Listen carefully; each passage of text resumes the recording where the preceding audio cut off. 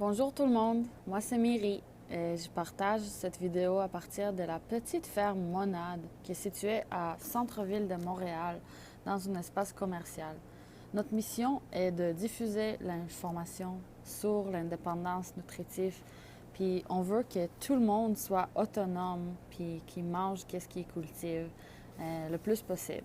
Et c'est sûr c'est ça, cultiver qu'est-ce que vous voulez, mais surtout, les pousses puis de germination, on trouve que c'est une source incroyable des aliments nutritifs. Donc, c'est pour ça qu'on est vraiment pro-sprouts puis pro-pousses. Ici, dans cette vidéo, on ne va pas vous montrer comment faire des germinations et des pousses. Ça s'en vient. Mais la motivation la plus grande était qu'on veut adresser un problème. Donc, moi, j'étais face à une situation très dure semaine passée qui m'est arrivée, qui en fait tuait toute ma production. Et donc, j'avais rien à livrer à mes clients, puis c'était pas agréable. J'étais vraiment face à un problème. Donc, en fait, j'ai décidé de partager cette vidéo parce que j'ai trouvé, OK, peut-être vous avez peut-être des problèmes similaires, peut-être vous êtes intéressé à partir votre propre projet et aussi, puis c'est ça, c'est voilà comme qu'est-ce qui peut vous arriver, puis comment on peut faire des ajustements, puis c'est ça, de prévoir ces problèmes-là. Donc, merci pour m'écouter. C'est ça, c'est mon première vidéo dans la vie. Donc, soyez pas très sérieux avec moi ou très critique. Puis, ni pour mon français, s'il vous plaît. Parce que je suis. Ouais, c'est ça. Je viens pas de l'origine francophone du tout.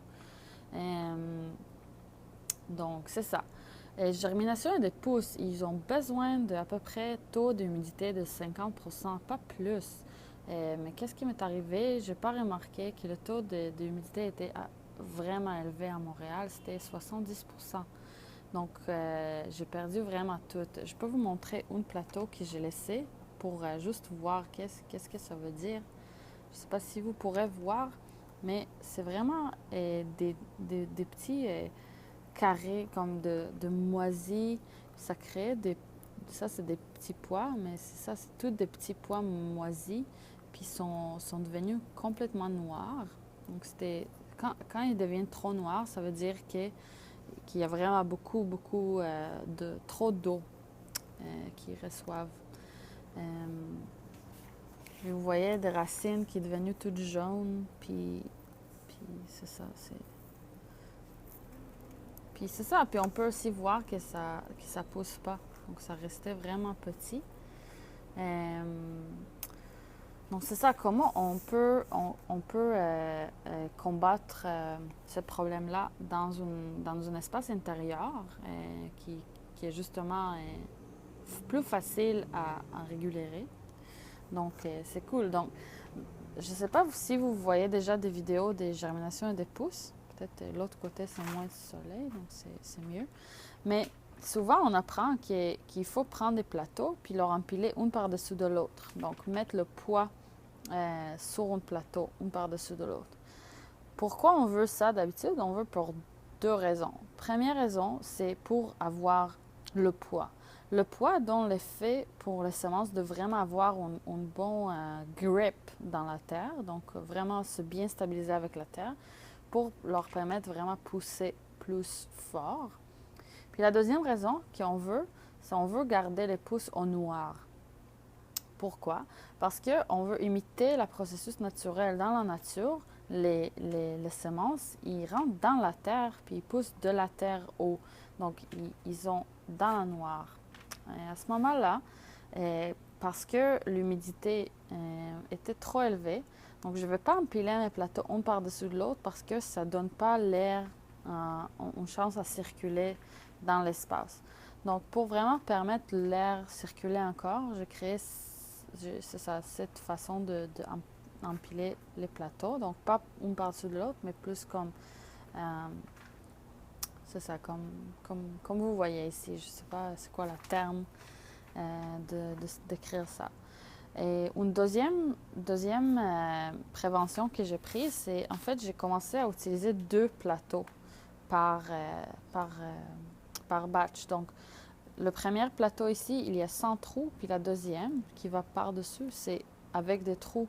Donc on permet de l'eau l'eau que j'utilise pour arroser à vraiment drainer sur la deuxième plateau et comme ça de ne pas rester dans la terre.